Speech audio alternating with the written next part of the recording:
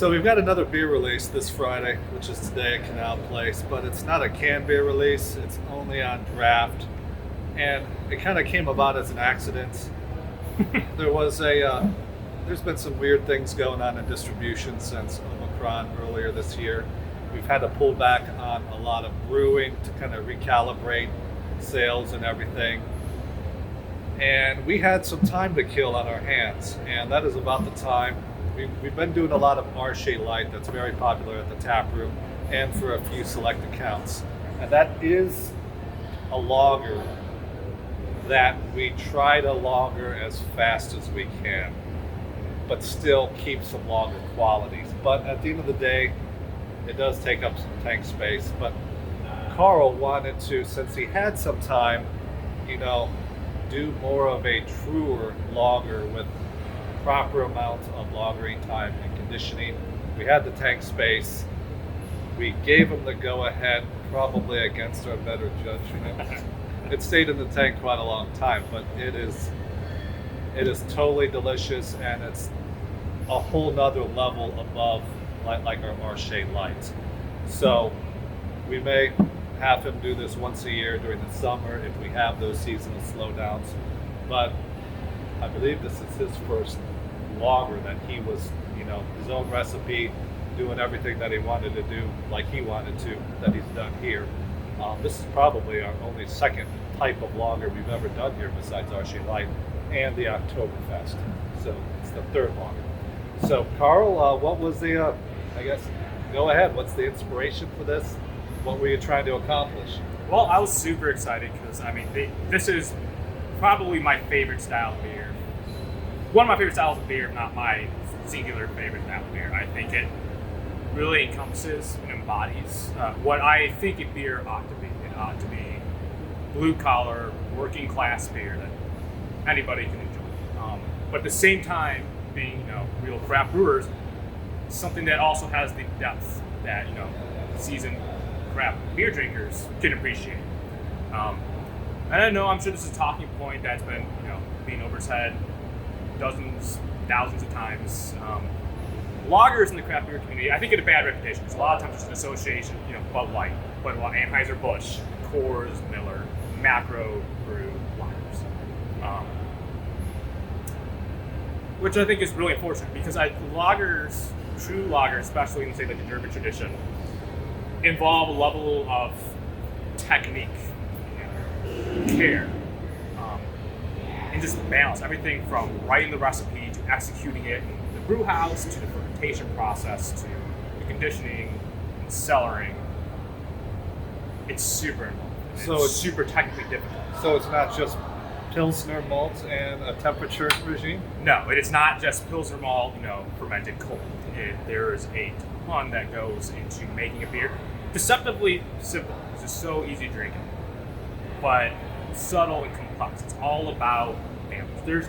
The thing about a good pale lager like this is, unlike a stout, there's no malt character to hide behind. It's not like an IPA where something goes wrong, you can kind of mask with hops. So if Carl F's up, you taste yes. it. When there's something wrong with a beer like this, you will taste it. There's nothing to hide behind. So execution and balance is everything in a beer like this. So I guess for some of you who might not be familiar with what a Helles is, so what is a Helles? A Helles is a German-style pale lager. Now, typically when people think of German lagers, pale continental lagers, they think of Pilsner beer, which is the majority of pale lagers being produced in Europe, Germany especially.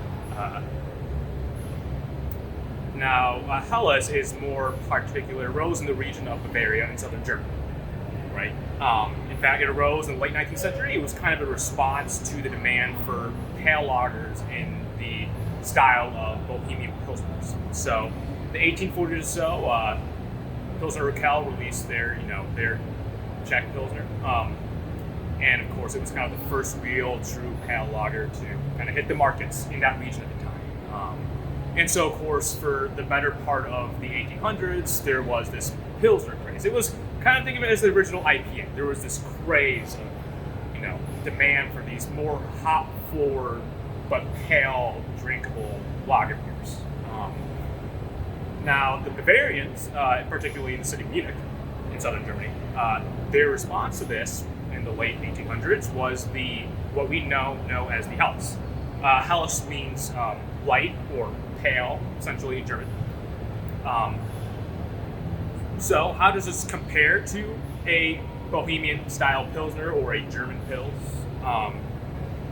Well, first of all, it's still dry. It's still in the same kind of family of beers, right? It's still dry. It's well attenuated, but not usually quite as dry as a Pilsner. In comparison to a Bohemian style, a Czech style Pilsner, there's far less kind of a hop aromatic notes. And in comparison to a German style Pils, which is a very similar style beer, it's way less, I guess you could say it's less harsh, right? You get less of a bitterness. There's less of an emphasis on bitterness and dryness and the hardness of the water. And that's kind of what I prefer in Pilsners. I don't like a big hop presence.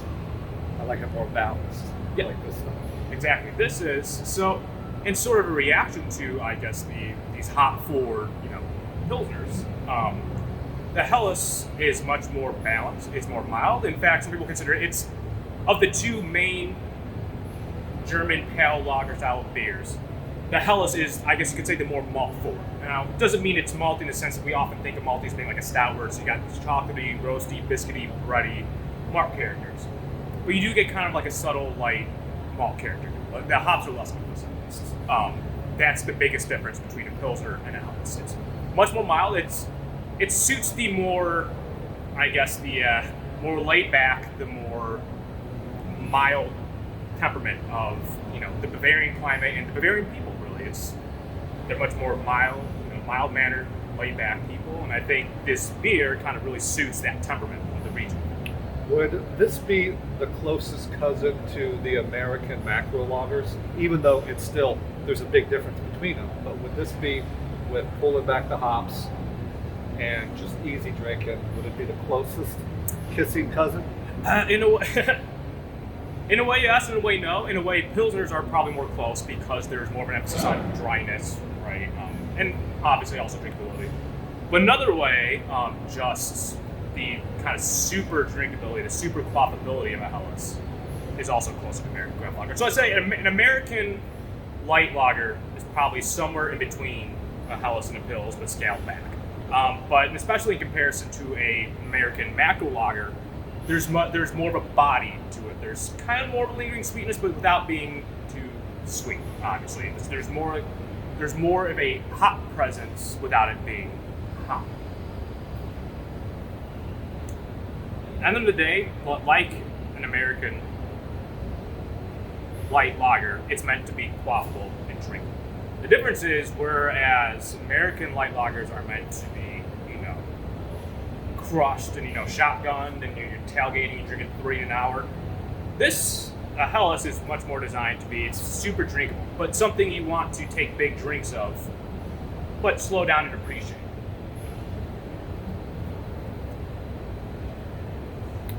Don't let Carl catch you shotgunning this. Yeah, no. I want to see you drinking it, and drink it fast, and drink it in big mouthfuls. I want to see you quaffing it, but I don't want to see you shotgunning it. This is a big one. So I guess, I'm excited. We can go ahead and taste this. Yeah. So describe the malt bill. What was your thoughts on putting together the malt bill and then the hops? The malt bill is super, super simple. The idea of a house is kind of letting the ingredients speak for themselves, but you don't want to overcomplicate things. So, for the most part, it's Pilsner malt.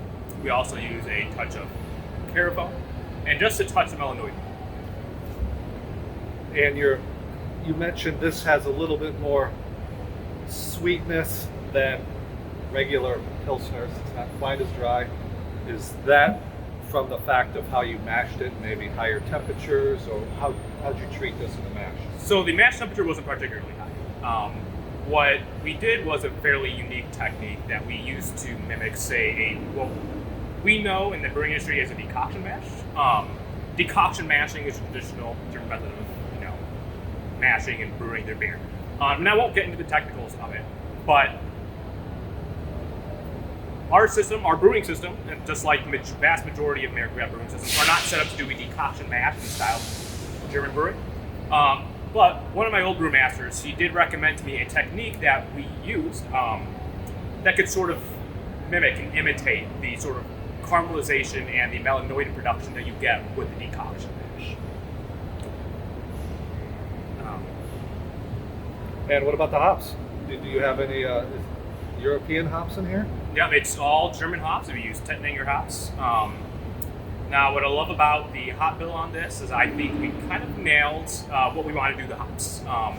Listen, in a Helles, the hops are not featured, but they do need to be present. And what the Tettnanger hops provide in this beer is that to kind of balance the kind of very soft, light sweetness of the malt, there's a lingering spiciness you get from the Tettnanger. You're not going to sniff this beer and go, "Oh, I'm getting all these noble hop characters, floral, or whatever." It's not supposed to be hop and but on the tongue, there is a lingering spiciness to balance out that very mild sweetness you get from malt. And like I said, it's a bit more malt forward, but not malt forward in the way we think of like a stout. So there shouldn't be any big bready, toasty, biscuity, chocolate, caramel malt notes. With this beer, it's much more of like it's like a light cracker. It's like a light raw dough, even like a touch of honey. And I think the trick to drinking a beer like this is like a German Helles. You want to serve it you don't want to serve it chill, right? You want it cool, but not chill. You want it cool enough to be refreshing, but also warm enough where you can start to kind of tease out some of those very subtle malt characters, right? So if you pour it cold, you can drink it. It will be super drinkable and refreshing, but you're going to miss out on some of like those very subtle, doughy, honey, cracker-like characters. So I suggest letting it warm up slightly, but not too much, right? Because this is supposed to be a thirst-quenching beer, and I think that's one of the things this beer nails is if you're thirsty, like actually thirsty, it feels good to drink, and that is one of the most important things about this style. It needs to feel good to drink. So probably about halfway in, when you're halfway empty, is when you're going to start getting into that high 40s probably temperature regime where you're going to get the most flavor out of this beer. Oh yeah, yeah, and that's super important. And also, if you're at home pouring this beer, pour it with a little bit of head, right? You want some of the creaminess from the foam, right? There's a lot of sweetness that resides in the head of the beer. So in Germany, typically they will pour it with much more foam, right? A lot of American craft breweries, people assume that you're trying to shorten the beer if there's too much head. But part of the drinking experience is the foam is important. There's, like I said, there's a sweetness and a creaminess that you get from the head that's part of the drinking experience. No, and visually, if you have a good half-inch thick layer of foam, it psychologically tastes better. If there's no head on a beer, and we're telling our bartenders all the time, don't pour it to look flat. We're not trying to short you ounces, but we're trying to present it to you in a way that it's going to be the most flavorful visually and for real. Yeah, absolutely. No.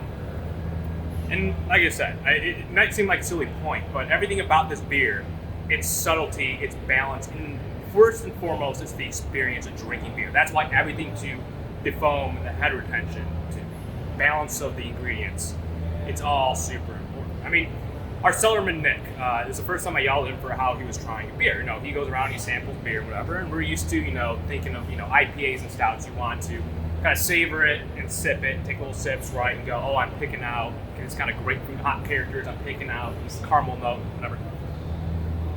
This beer is not designed to be sipped. If you sip on this beer, you are not going to enjoy it the way it's meant to be doing. In fact, I would say there's almost no point in, I don't want to say no point, but if you're, say, ordering it in a sampler as part of a flight, it's going to be hard to fully appreciate it. Because as the Germans like to drink, that's how this beer was designed to be drunk. It's designed to be drunk in copious amounts, probably. I have a 32-ounce Moss Kruger at home. That's, I go home and I pour 32 ounces of this. I sit down, I watch a baseball game, I enjoy it over the course of 2 hours. And I take big, healthy gulps of the beer every time.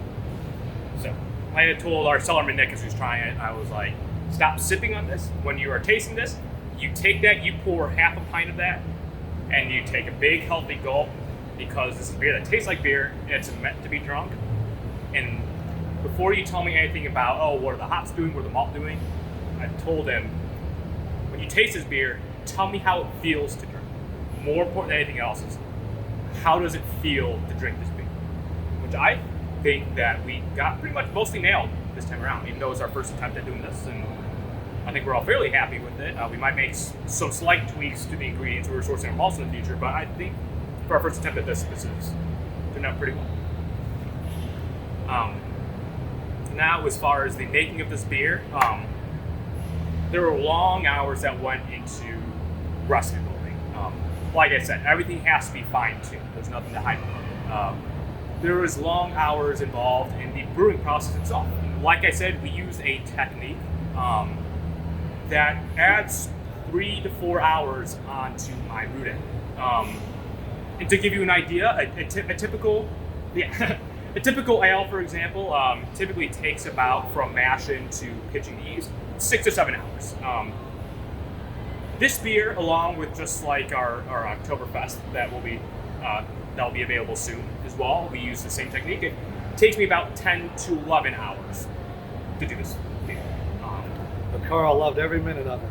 I did. He was very happy during this time frame. It made me feel alive. And beyond just the brewing part of it, it's the fermentation takes longer, right? Because in order to make a lager, it has to be a long, cool, slow fermentation to make it super clean, so you're not getting any off flavors. On top of that, we spent several weeks conditioning it, playing around with the temperature adjustment just to make sure all the off flavors were kind of re-fermented and re-metabolized out of the beer.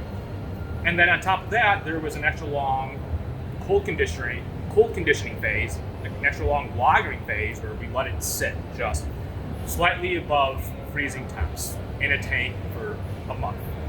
Just that gives the yeast time to, it scrubs any extra oxygen out of the wort. That helps with shelf stability.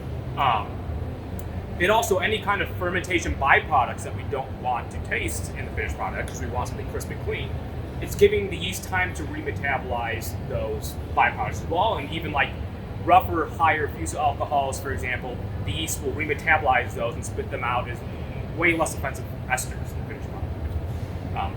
There is a point to, lagering a beer for this long. It's not just so we can sit around and talk about how cool we are for, lagering something so long. It's actually giving the yeast a chance to slowly, really clean up a beer to get the product that you want to use. Also, a big part. This sat in the tank an extremely long time. Oh. And it was like we didn't have that tank available for anything. We thought we had 620 barrel tanks. We only had 5 during this time. We just X'd it off the chart. It'll never be available. Never. Well, anything worth doing, it's... Another thing I love about this beer, too, is we bunked it up and essentially we carbonized it. It's mostly natural carbonization. So you kind of get like a much more smooth and creamy kind of carbonation character to it. Which is also, it has its own complications as well.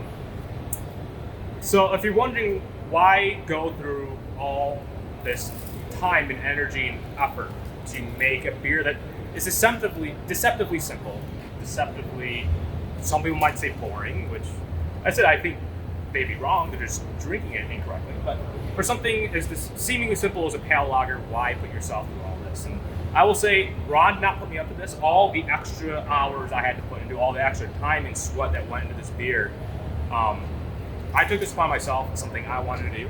This was not a vanity project. We're not entering this in some contest. We're not looking for some award. We're not going rating hunting on Untapped. I mean, if that's all we cared about, we could just whip up a fruited sour IPA or some pastry stout to get, the rack in those 5-bottle categories. This is not about that. This, more than anything else, this beer was my love letter to the millennia-old tradition of beer brewing. And on top of that, though, it's also my gift as a brewer to you, our loyal fans, our customers, and anyone who's going to be drinking this beer. And we thank you. It's my gift to you as an appreciation for really keeping the love of craft beer alive. Said more than anything else, the extra hours that I didn't need to do, the extra time that went into this, all of that, it's a token of appreciation for customers like you. Right now is the perfect weather for this style of beer, 80s to 90s for the next month or two. We should have it on tap then. If you do get it in a flight, 6 ounces, drink it in 2 gulps. Pour one if you like it. And if you like it, then get the 16 ounce Stein version of it. Absolutely. This is a beer that's meant to be drunk after work with you and some coworkers, some friends. You're thirsty, you're sitting around, beer hall. Doesn't have to be here if you take some home, but should be enjoyed in copious amounts with good friends and good company. So take note of this face right now. This is the happiest Carl will be until this time next year. It's all downhill from here. And I get to brew it again. Yep. So thanks, Carl. Anytime. Prosts. Enjoy. Thank you very much.